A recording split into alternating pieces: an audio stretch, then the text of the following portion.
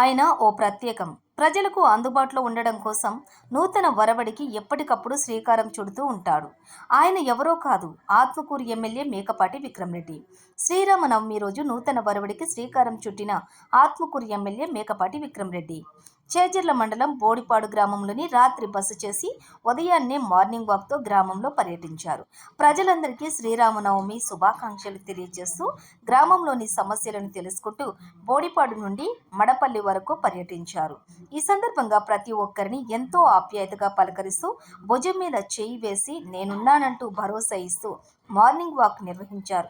ఒక ఎమ్మెల్యే సాదాసీదా మనిషిగా రోడ్డుపై నడుస్తూ ప్రతి ఒక్కరిని ఆప్యాయంగా పలకరించడం పట్ల ప్రజలు ఎంతో ఆనందం వ్యక్తం చేస్తున్నారు. ఎమ్మెల్యే అంటే ఈ విధంగా ఉండాలి అని గుసగుసలాడుకుంటున్నారు.